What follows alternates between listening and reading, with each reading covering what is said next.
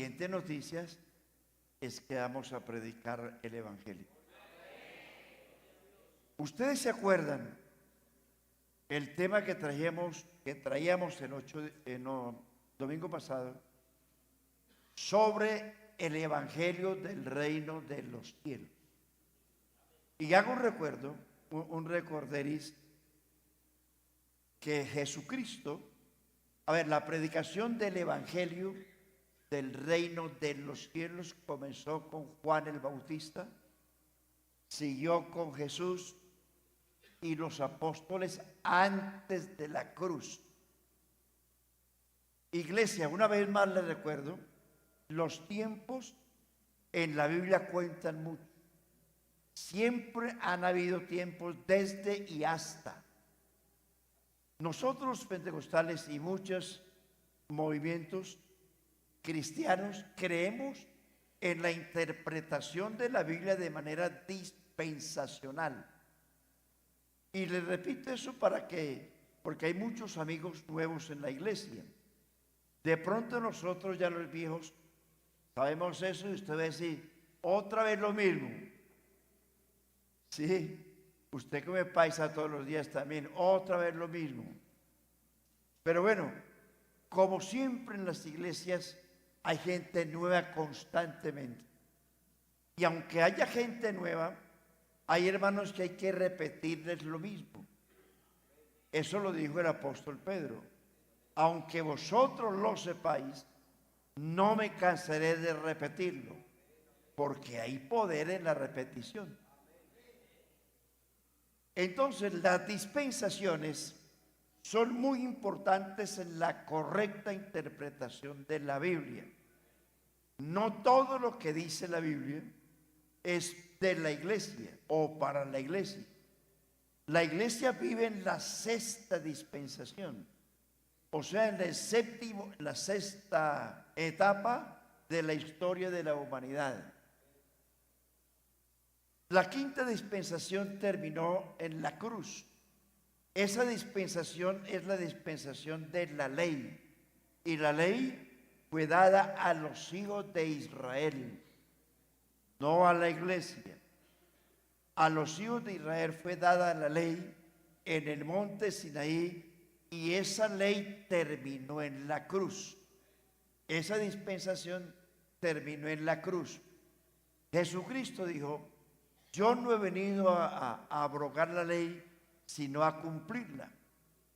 Resulta que nadie cumplió la ley, porque la paga del pecado es muerte. Y la ley daba pena de muerte al transgresor de la ley. Entonces, como nadie cumplió la ley, lo dijo Pedro en Hechos capítulo 15. No es justo que nosotros le impongamos a los hermanos gentiles que se conviertan a obligar a guardar una ley que nuestros padres no pudieron cumplir, ni nosotros, dice Pedro. Antes creemos que por la gracia del Señor seremos salvos de igual manera que ellos. ¿Usted recuerda el caso del capítulo 15 de los Hechos? Entonces, hermanos y amigos, la dispensación de la ley terminó en la cruz con la muerte de Cristo. La ley se cumple cuando se ejecuta. Y la ley se cumplió cuando murió Jesús en la cruz, porque la paga del pecado es muerte. Es decir, el pecador tenía que morir por causa de sus transgresiones, tanto judíos como gentiles. Pero nadie cumplió esa ley. Y por eso es que, como Jesús es el legislador de la ley, Él no podía violar su propia ley. Por eso Él mismo tenía que cumplirla. El que legisla las leyes en el país es el Congreso de la República, pues donde se respetan la diversidad de los poderes que hay en una nación. Cuando se respetan En el país hay tres poderes: legislativo, ejecutivo y judicial. Pero cuando hay esa división cuando existe el respeto por esa división, las cosas funcionan. Pero cuando hay un dictador que quiere pasar por encima de todas las cosas, estamos en un peligro. Pero confiemos en el Señor Jesucristo, que es el dueño de la iglesia.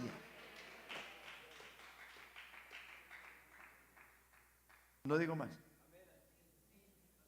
Entonces, Jesús fue el legislador de la ley. Él fue el que dio la ley. Y él no podía violarla.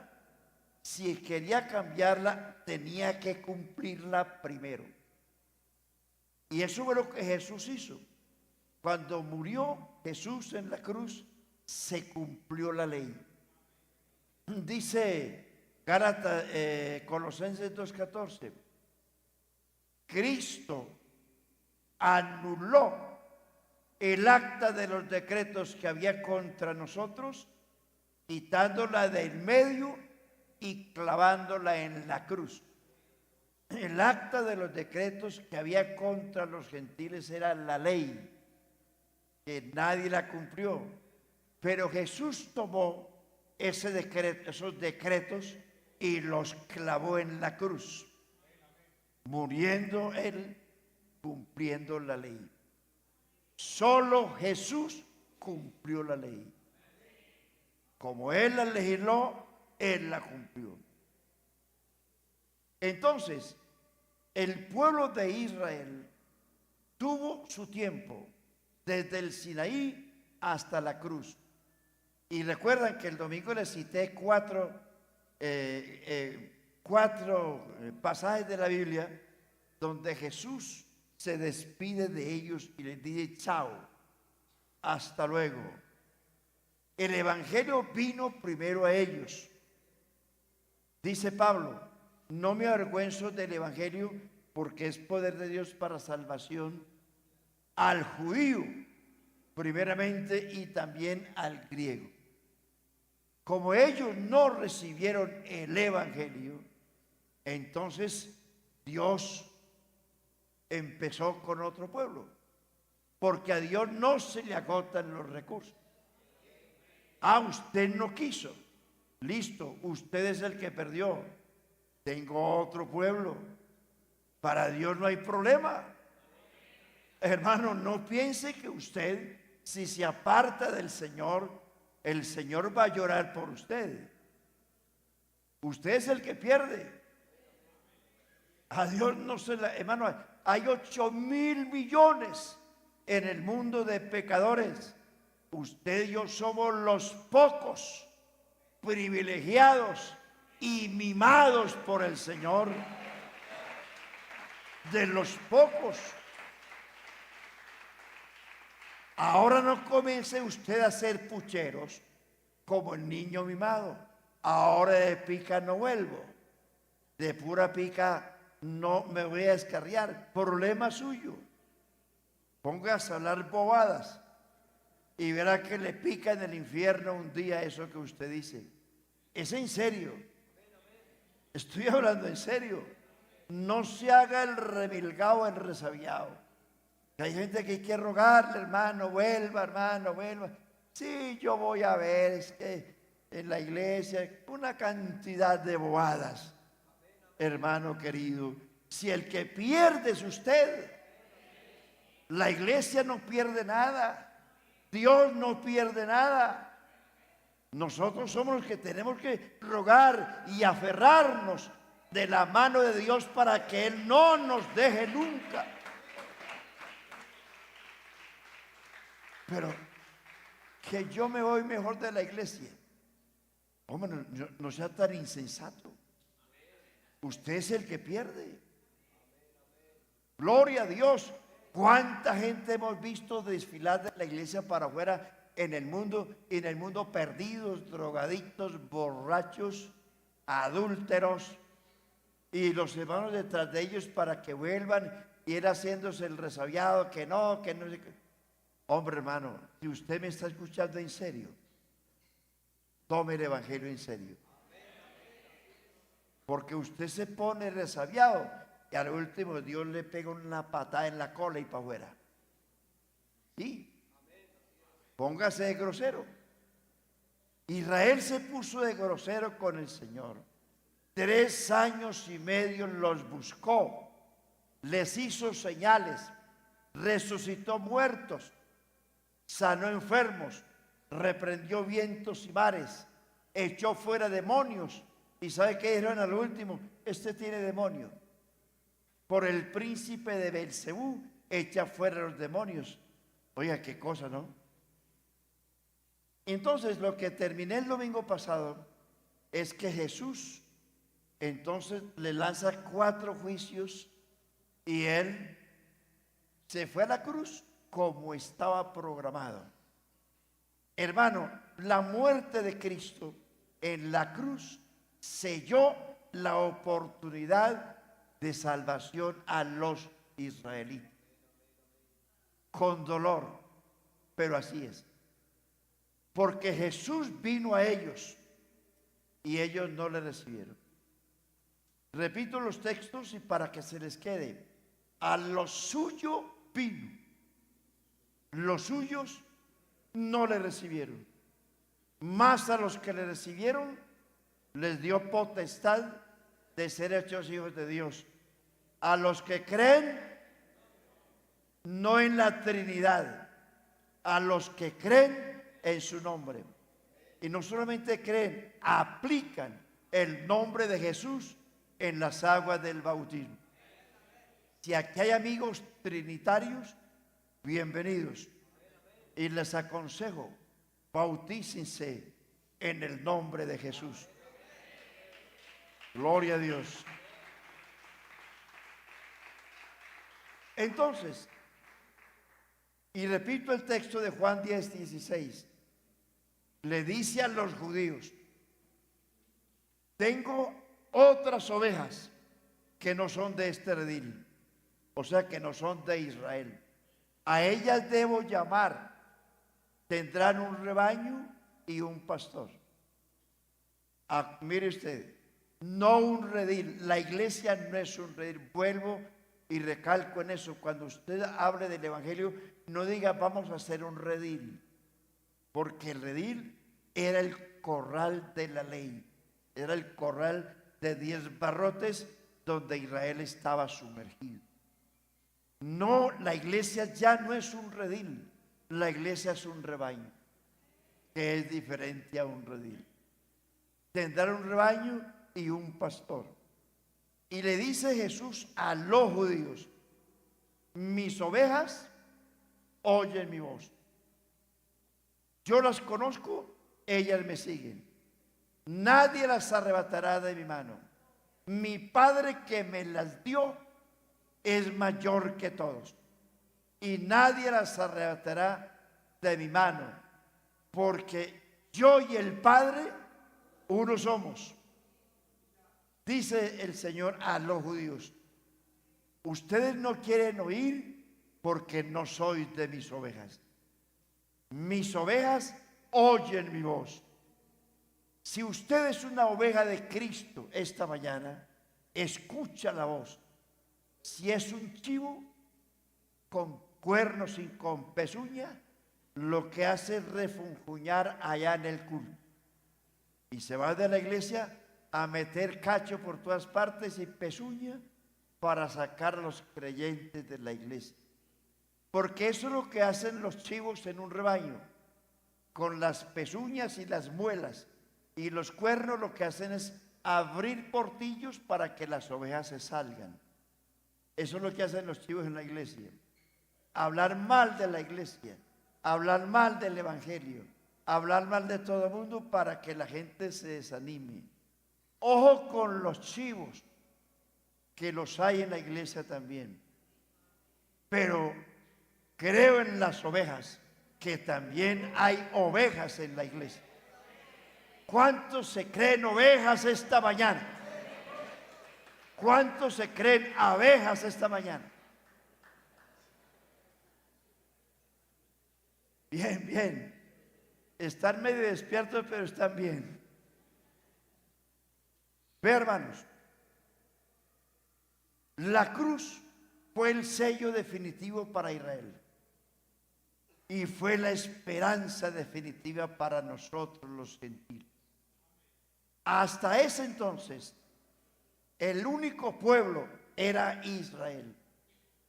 A partir de la resurrección, ¿cómo cambian las cosas? ¿Cómo cambia Dios? El programa, claro, estaba predestinado. Mire, amigo y hermano, para que usted no crea que Dios tenía que salvarlo sí o sí. Nosotros no valíamos nada. Cuando hablo de gentiles, estoy hablando de los que no eran judíos. El pueblo de Dios en el Antiguo Testamento era Israel. A partir de la cruz, Israel dejó de ser el pueblo de Dios. ¿Por qué? Como le repito, ellos no quisieron recibir al rey, que era Jesús. Y sin rey no hay reino. Sin reino no hay trono. Sin trono no hay tierra. Sin tierra no hay identidad. Y eso fue lo que ellos perdieron. Gloria a Dios. Pero como nosotros no teníamos ni rey, ni reino, ni trono, ni tierra, ni identidad, no valíamos nada. Y por eso lee el texto donde empezamos. El texto dice varias veces, acuérdate. Dice, acordaos de que en otro tiempo, ¿cuál otro tiempo? El tiempo cuando los gentiles no eran pueblo de Dios.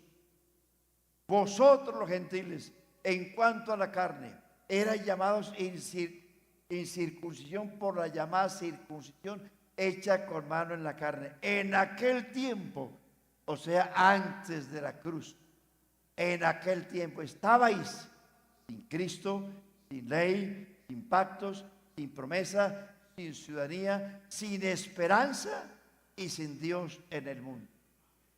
Pero ahora, o sea, después de la cruz, ahora, o sea, después de la muerte, sepultura y resurrección de Jesucristo, ahora vosotros que en otro tiempo no erais pueblo, ¿ahora qué? Ahora, por eso, hermano, hay que ser agradecidos de que usted y yo hayamos sido tenidos por ti, de haber sido llamados al Evangelio de Cristo. En su barrio,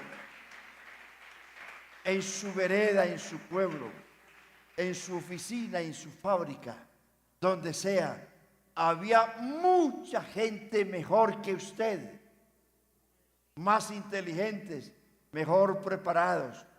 Y yo sí me pregunto todos los días, ¿por qué yo? Si en medio nuestro había gente mejor que nosotros, de una sola palabra les digo, pero ¿por qué a mí? ¿Por qué a usted?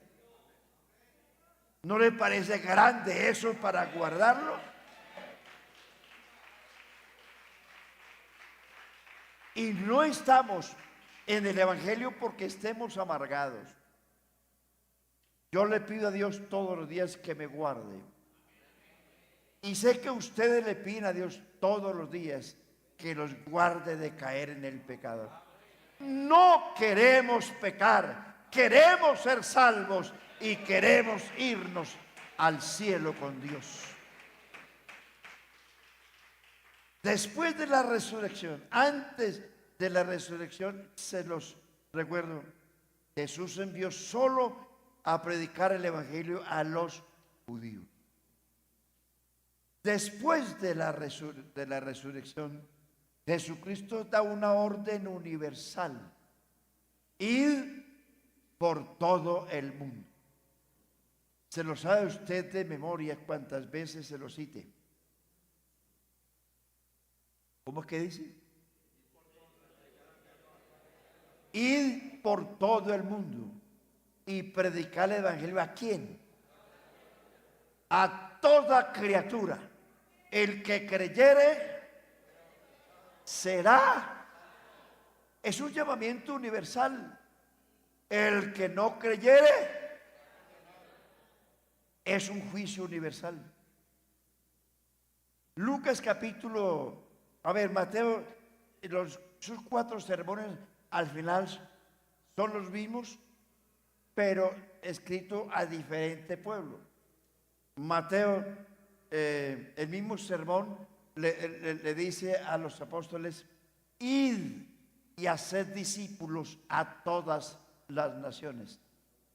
Lucas capítulo 24 le dice: y que se predicase en su nombre el arrepentimiento y el perdón de pecados en todas las naciones, comenzando desde Jerusalén, y vosotros me sois testigos de estas cosas.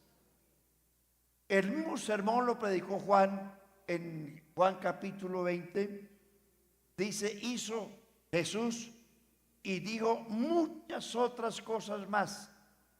Pienso, dice Juan, que si se escribiesen en un libro una por una, no cabrían en el mundo los libros de lo que Jesús dijo e hizo. Pero dice Juan: pero estas cosas se han escrito para que creáis que Jesús es el Cristo, y para que creyendo en Él tengáis vida en su nombre. El capítulo 1 del libro de los Hechos, versículo 6, cuando los apóstoles que no entendían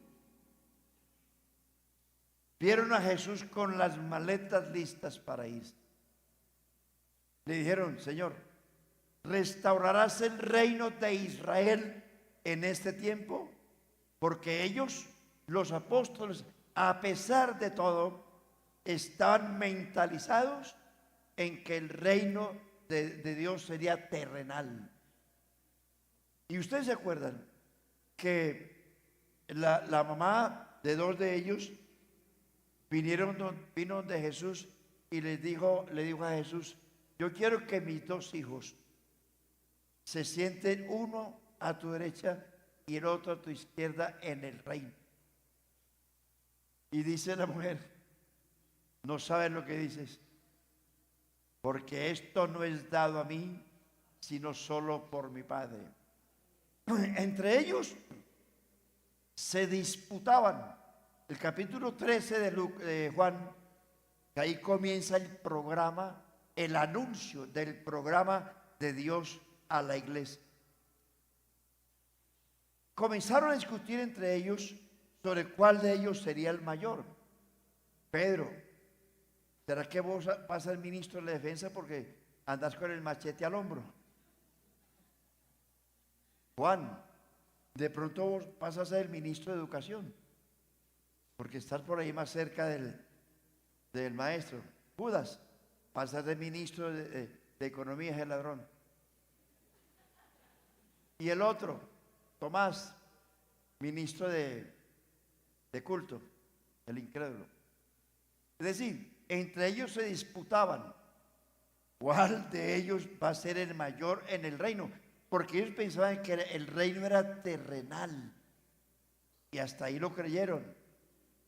Pensando ellos en eso, Jesús entonces toma una toalla, se pone en el piso, trae una vasija con agua y comienza a lavar los pies a los apóstoles. Y llega donde Pedro, el ministro de la defensa. A mí no, eso no es conmigo. Jesús le dice: si no te lava los pies, no tendrás parte con. Si es así, no solamente los pies, sino las manos y la cabeza. Jesús le dice: lo que hago ahora no lo entienden. Entonces les dice: miren, los reyes en el mundo se disputan de cuál de ellos será el mayor, pero entre vosotros no serás, sino que el que quiera ser grande será él como el que sirve. Yo, le dice, yo, ustedes me llaman maestro y señor y dicen bien porque lo soy. Lo soy. Si yo, el maestro y el señor, he lavado los pies de ustedes, ¿por qué ustedes no lo pueden hacer? El Hijo del Hombre no ha venido para ser servido, sino para servir. ¿Quién es el mayor? ¿El que se sienta a la mesa o el que sirve a la mesa? Pues es mayor el que se sienta a la mesa. En este caso Jesús dice, pues ustedes aquí están mayores porque yo vine a servirles. Y dice, y ejemplo os he dado. El capítulo 13, 14, 15, 16 y 17 de San Juan es donde el Señor comienza a anunciarles el nuevo programa que Dios tenía con la iglesia. Pero antes de eso, el capítulo 12 de Juan, ya Jesús les había dicho al final, si el grano de trigo no muere y va a la tierra, queda sin fruto. Pero si muere y va a la tierra, este lleva mucho fruto. Ese grano de trigo es Jesús, que tenía que morir. Dice, para que el Hijo del Hombre sea glorificado, tiene que ir primero a la tumba. Sí, ¿por qué? Porque el grano para que produzca fruto, hay que ponerlo en la tierra. Cualquiera semilla que sea, lo que queda en la tierra es la caparazón, pero lo que sale del grano es una planta nueva. Y Jesús había dicho que para él llegar a ser glorificado, tenía que morir primero como el grano de trigo puesto en la tierra, porque de ese grano de trigo iba a salir una planta nueva. Por eso Jesús, cuando resucitó, ya no era el cuerpo de María, era el cuerpo de la resurrección. Por eso, iglesia, cuando usted resucite, usted no va a resucitar con ese cuerpo que tiene. El cuerpo que tenemos nosotros es el estuche donde habita el espíritu y el alma. Y este estuche tiene que ir a la tierra, quiera o no. Tarde o temprano tiene que ir a la tierra. Por eso Jesús, siendo Dios, tenía que despojarse de este cuerpo que tomó de María para poder ser glorificado. Usted y yo, si algún día queremos ser glorificados, tenemos que morir. Ese amén bajó. Muy duro. Eso es muy duro. ¿Quién quiere morirse? Nadie. Nadie se quiere morir, porque la vida es agradable. Yo deseo, que creo que usted también lo desea, que cuando venga el Señor nos encuentre vivos. Pero este estuche tiene que desaparecer, o en la resurrección o en la transformación. Porque dice la Biblia en Corintios que es necesario que esto mortal se vista de inmortalidad y esto corruptible se vista de incorrupción. Se siembra cuerpo animal, resucita cuerpo espiritual. Se siembra en debilidad, resucita en poder.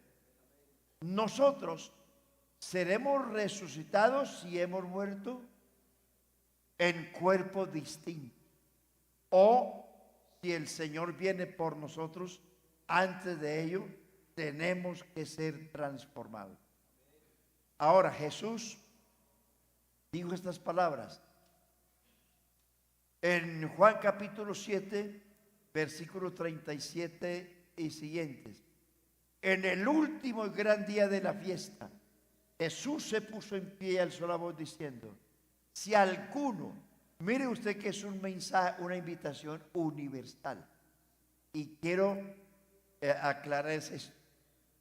Los evangelios sinópticos, Mateo, Marcos y Lucas, son evangelios similares. Fueron escritos a diferentes personajes. Y todos tres tienen una genealogía distinta. Mateo, la genealogía de Jesús comenzó con Abraham. Marcos, la genealogía de Cristo comenzó en Isaías cuando habló de Juan el Bautista como testigo, como el precursor del que vendría a salvarnos. Lucas comienza en Adán, la genealogía de Cristo comenzó en Adán. Es decir, que todas ellas comenzaron en el tiempo, pero la genealogía de Juan no comenzó en el tiempo, comenzó en la eternidad. Juan presenta a Jesucristo como el único Dios verdadero y la vida eterna. Mateo lo presentó como el rey de los judíos, Marcos como el siervo, Lucas como el hijo del hombre, pero Juan lo presentó como el Dios eterno. Ese es el evangelio de la iglesia, el evangelio de Juan, y le voy a citar algunos textos para que vea usted que el evangelio de Juan es universal, no fue dedicado exclusivamente a un pueblo y a un personaje distinto. Comienza, en el principio era el verbo era con Dios, el verbo era Dios. Todas las cosas por Él fueron hechas, y sin Él nada de lo que ha sido hecho fue hecho. En Él estaba la vida era la luz de los hombres. El verso 10, en el mundo estaba, ¿quién?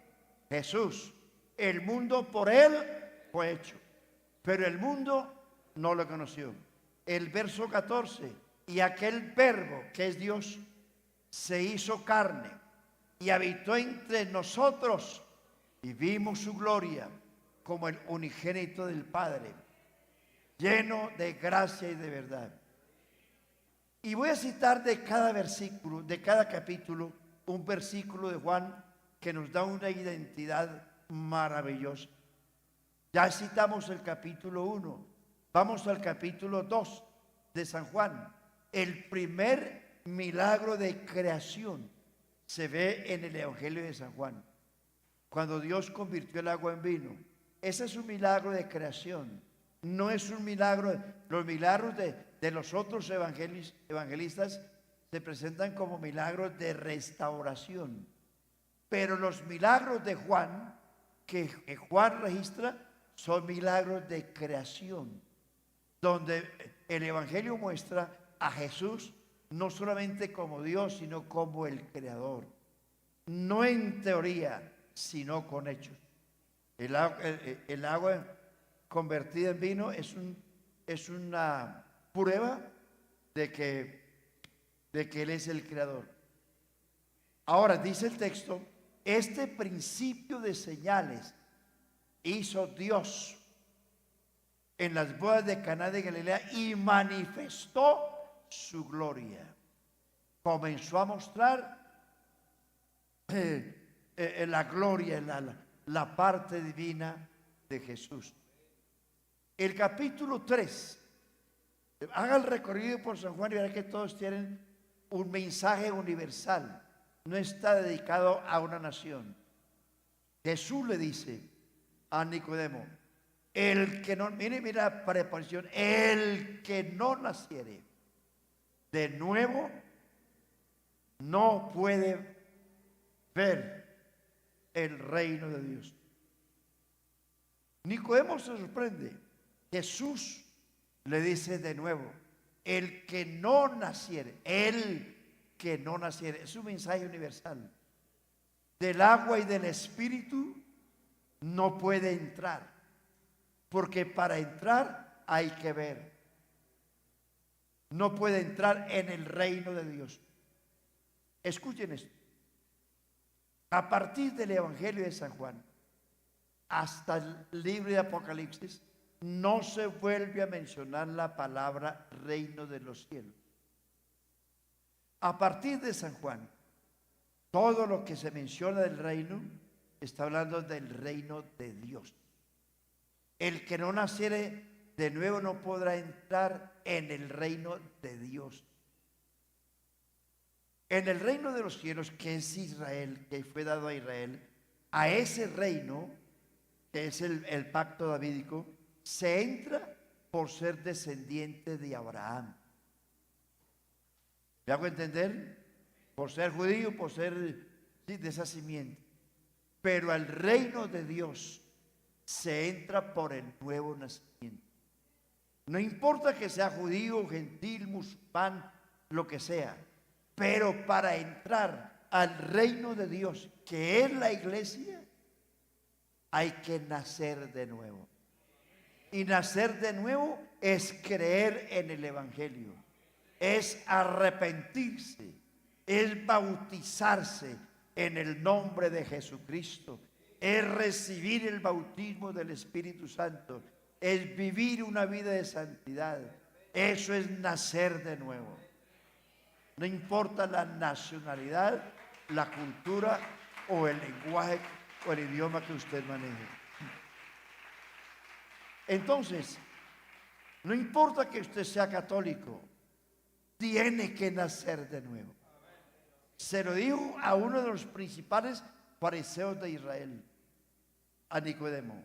Era miembro del Sanedrín, un importante juez de Israel. Y se lo dice: si no naces de nuevo, no puedes entrar en el reino de Dios. Y era maestro de la ley. Se quedó aterrado. Pero en 3 ocasiones Jesús dice: os es necesario nacer de nuevo. Entonces, hermanos y amigos, el Evangelio no es una opción, es la única, es el único camino. No es un camino, no es un atajo, es el único camino. No importa la religión que usted tenga, en el santo que crea, si no nace de nuevo, no puede entrar en el reino de Dios. Y si no puede entrar, no será salvo. Eso no lo digo yo, lo dijo el Señor. No lo dijo Pedro, lo dijo Jesús. Gloria a Dios. El capítulo 4 de Juan, se encuentra Jesús con una mujer samaritana. Y le dice la Biblia que judíos y samaritanos no se trataban entre sí. Fíjese usted, los samaritanos eran una mezcla de israelitas y gentiles. De lo que les hablaba hace 8 días, del reino de Israel se partió. Jeroboam se fue con 10 tribus al norte, Robán con 2 al sur. Los 10 tribus del norte posteriormente cayeron bajo el gobierno de los sirios y de los egipcios. Ellos nunca volvieron. Los sirios y los egipcios y otras naciones se apoderaron de las tierras de Israel, se mezclaron. Ya los israelitas de esa época se mezclaron con los sirios, los egipcios y todos los gentiles, y posteriormente se convirtieron en los samaritanos. ¿Por qué? Porque mire usted el lenguaje de la mujer samaritana. Le dice: nuestro padre Jacob nos dejó este pozo donde bebió él y sus ganados, y nos lo dejó a nosotros como legado, como herencia. Porque los samaritanos esperaban la venida del Cristo, porque también eran medio israelitas y medio gentiles. Gloria a Dios. Aló, hermanos. Entonces, para ir más adelante, le dice la mujer samaritana a Jesús: ustedes dicen que, a ver, nosotros oramos en este monte, Gerizim era el monte, pero ustedes los judíos dicen que es en Jerusalén donde se debe adorar. Mujer, le dice Jesús, créeme que la hora viene y ahora es, o sea, ya, cuando ni en este monte ni en Jerusalén adoraréis al Padre. ¿Por qué? Porque Dios es espíritu. Mire cómo cambia el culto. Hasta ese momento los judíos tenían como amuleto, por decirlo así, en la adoración solamente en el templo. Pero Jesús les dice, desde hoy, les dice, ya no será ni en el monte ni en Jerusalén, porque Dios es espíritu. Y tales adoradores busca al Padre que le adoren en espíritu y en verdad. La mujer responde, nosotros creemos que sabemos que ha de venir el Cristo. Cuando Él venga nos declarará todas las cosas. Jesús le dice, yo soy el que habla contigo, yo soy el Cristo. La mujer salió corriendo y se fue a evangelizar a sus coterráneos y le dice, miren, me encontré con un hombre que me ha dicho todo lo que soy. ¿No será este el Cristo? Los samaritanos corrieron donde Jesús y al oír a Jesús dijeron, ya no solamente creemos por tu dicho, sino que nosotros mismos nos hemos persuadido de que este es el Cristo, el Salvador del mundo. Bendito el nombre de Jesús. Mire usted que ahí ese capítulo nos enseña de un mensaje universal, que ya no era para Israel, sino también para los samaritanos. El capítulo 5 de San Juan, versículo 24, de cierto os digo, oiga la palabra, el que oye mi palabra y crea al que me envió, es un mensaje universal, tiene vida eterna, no vendrá a condenación, mas ha pasado de muerte a vida. Estoy tomando un texto de cada capítulo. El capítulo 6 de San Juan le dice, entre todos, es el capítulo más largo del Nuevo Testamento, o uno de los más largos, le dice a toda esa gente, ahí habían judíos y griegos, les dice, yo soy el pan vivo que descendió del cielo. El que come mi carne y bebe mi sangre, en mí permanece y yo le resucitaré en el día postrero. Note usted que al final del capítulo la gente se rebela contra Jesús y dice, dura es esta palabra, ¿quién la puede oír? Jesús les dice, no, yo sabía desde el principio quiénes creían y quiénes le iban a entregar. Pero no olviden esto, las palabras que yo os he hablado son espíritu y son vida. No olviden eso. El capítulo 7 del versículo que empecé a leer ahorita, en el último y gran día del versículo 37, Jesús se puso en pie, alzó la voz diciendo, si alguno, mire la palabra, si alguno, es una invitación universal, tiene sed, venga a mí y beba. El que cree en mí, como dice la Escritura, de su interior correrán ríos de agua viva. Esto dijo del Espíritu que habrían de recibir los que creyesen en Él, porque no había venido el Espíritu sobre ninguno, porque Jesús no había sido aún glorificado. Y para que Jesús hubiera sido glorificado, tiene que morir y resucitar. Juan 8:12. Yo soy la luz del mundo. El que me sigue no andará en tinieblas, sino que tendrá la luz de la vida. Juan capítulo 9, cuando Jesús sana al muchacho que nació ciego, entre otras cosas le dice, miren, yo para esto he venido al mundo, para que los que ven sean cegados y para que los que no ven, vean. ¿Quiénes eran los que veían? Los judíos, porque ellos tenían la ley. ¿Y quiénes eran los que no veían? Los gentiles. se cumple lo que Jesús dijo en Isaías capítulo 6. Ve y dile a este pueblo, de oída oiréis y no entenderéis, porque el corazón de este pueblo se ha engrosado. Ven con los ojos, pero no entienden. Eso también lo citó Jesús en uno de sus sermones, lo citó Pablo también en el capítulo 9 de Romanos, y lo citó también Pablo en el último capítulo del libro de los Hechos, cuando sentenció a los israelitas el final de ellos, para que los que ven sean cegados y los que no ven se les abran los ojos. ¿Quiénes fueron cegados? En este momento la nación de Israel está bajo tres disyuntivas: bajo incredulidad, bajo ceguera espiritual y bajo endurecimiento. En este momento la nación de Israel no puede creer al Evangelio, porque por haber rechazado al Salvador están bajo esas tres disyuntivas. Porque el programa de Dios es ahora, después de la cruz, es la iglesia. Ahora, el capítulo 10 de Juan dice: yo soy la puerta, el que por mí entrare será salvo.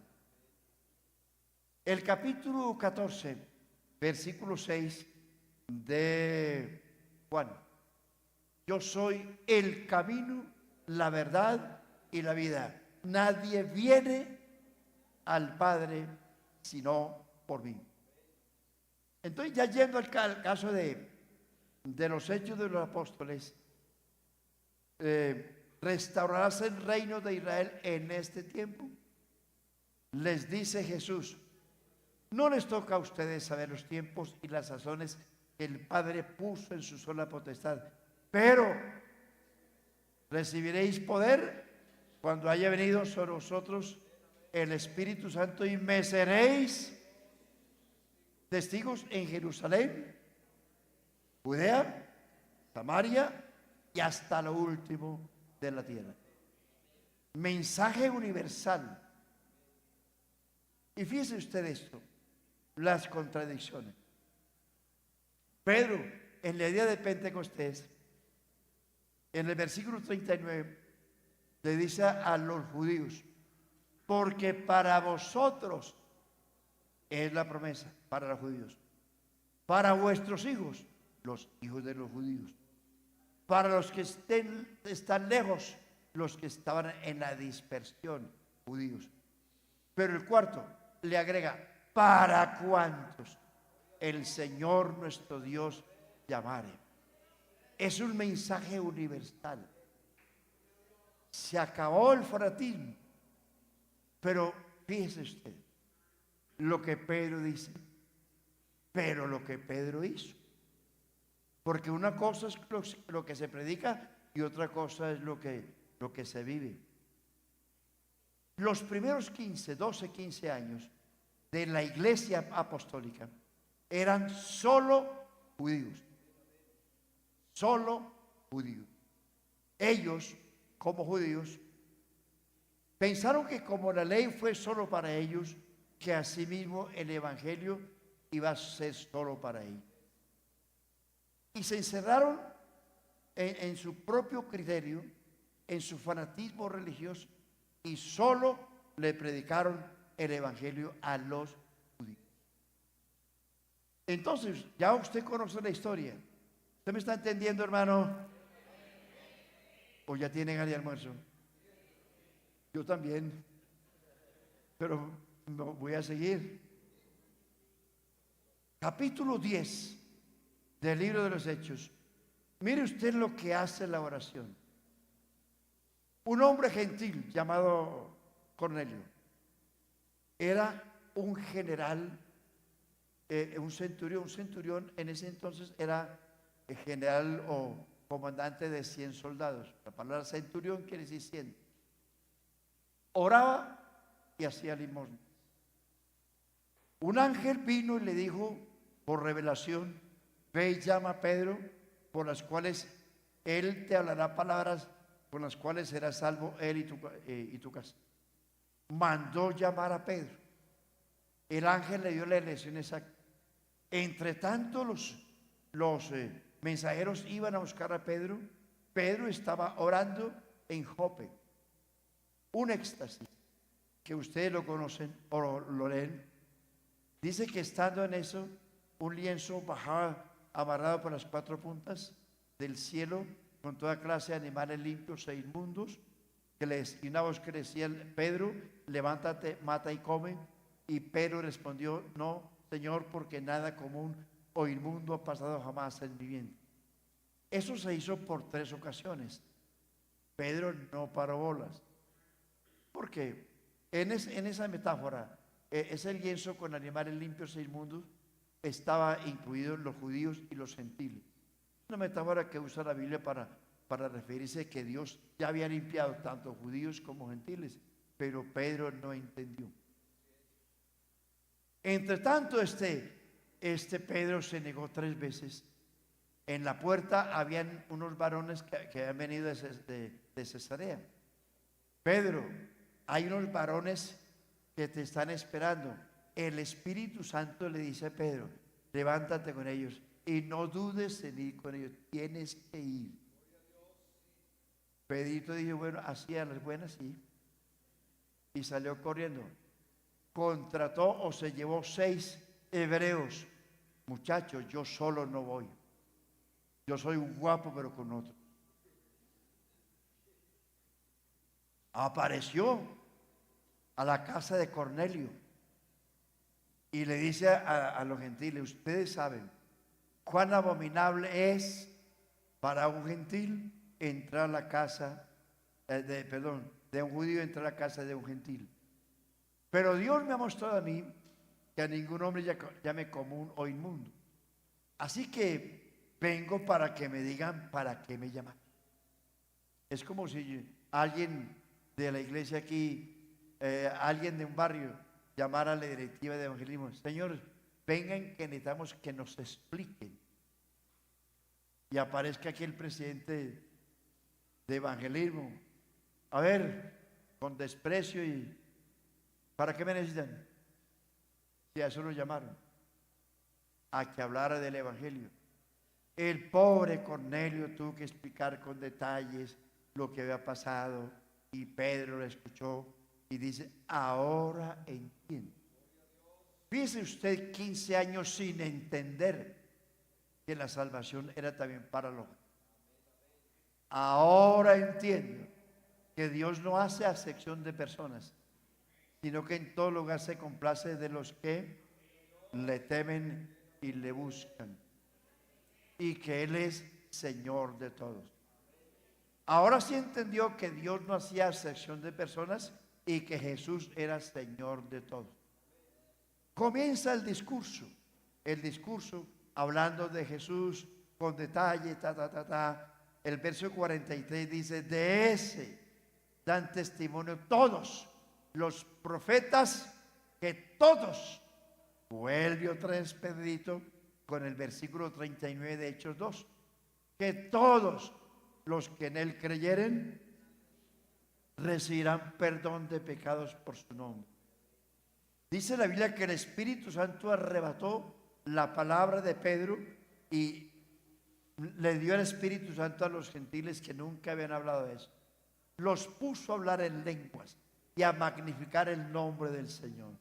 Recibieron el Espíritu Santo, como quien dice: Pedro, ya usted hizo lo suyo, quítese de aquí que ahora sigo yo. Bautizó Dios con el Espíritu Santo a los gentiles por primera vez. Pedro y los que iban con él se quedaron atónitos. Oiga, y esto fue lo que recibimos nosotros al principio. Están hablando en lenguas y magnificando a Dios. Entonces dice: ¿puede alguno impedir el agua para que no sean bautizados estos que también recibieron el Espíritu Santo como nosotros? Y mandó bautizarles en el nombre de Jesús. Ahí empezó el programa con los gentiles. Pero regálame 5 minutos más. El problema no terminó ahí, comenzó. El capítulo 11 del libro de los Hechos, dice la Biblia que los hermanos judíos, que eran judíos hasta ese entonces, llamaron a Pedro: Pedro, ¿cómo se te ocurre meterte a la casa de un gentil? ¿Tú no sabes que eso es abominable? El pobre Pedrito, tú que pones a explicar con detalles uno por uno, yo así y así y así y así y así y así, y esto pasó así, así, así, así, y los judíos con la boca abierta, los ojos abiertos. Pedro, así y así. Esa gente recibió el Espíritu Santo como nosotros al principio. Y los judíos cristianos dice que callaron y dijeron al final, con un signo de admiración y de pronto con algo de sorpresa, de modo que a los gentiles Dios ha dado arrepentimiento para salvación también. Esos malvados también se van a salvar. Esos desgraciados se van a salvar. ¿Cómo así? Bueno, habrá que aguantarlo, pero tenemos que exigirles que guarden la ley, que se circunciden, que guarden la Pascua. Oiga, qué fregados, qué fanatismo tan bravo. Y eso salta al capítulo 15, es decir, que el problema siguió. Salta al capítulo 15 porque estos judaizantes comenzaron a ordenarle a los gentiles, bueno, ya que ustedes, pobres infelices, ahora son de la iglesia, tienen que circuncidarse, tienen que guardar el día de reposo, tienen que, etcétera, etcétera, etcétera.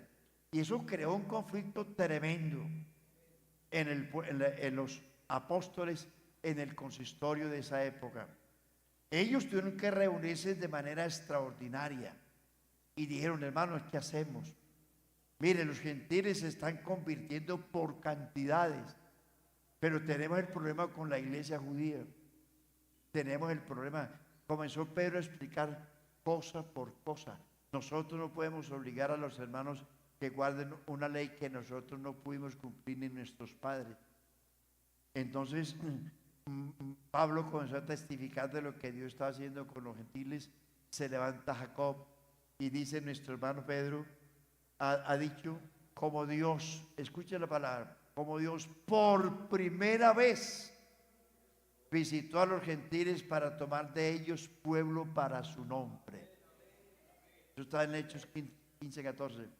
Como Dios visitó a los gentiles por primera vez para tomar de ellos pueblo para su nombre. Y con esto concuerdan las palabras del profeta cuando dijo, después de esto, ¿después de qué? Después de que los gentiles se conviertan, yo levantaré el tabernáculo de David que está caído, para que el resto de los hombres sobre el cual mi nombre es invocado busquen al. Gloria a Dios, hermanos, gloria a Dios. Qué pena con ustedes. Ahí comienza el programa con los gentiles. Y amigos y hermanos, este programa de la iglesia es lo que la Biblia llama el reino de Dios. Dice el Señor, el reino, porque este es un reino espiritual. El reino de Israel es material, es político, es religioso y es terrenal. Se habla del pacto davídico, pero el reino de Dios en la iglesia es espiritual. El reino de Dios de la iglesia no es comida ni es bebida, sino justicia, gozo y paz en el Espíritu Santo. Nosotros no tenemos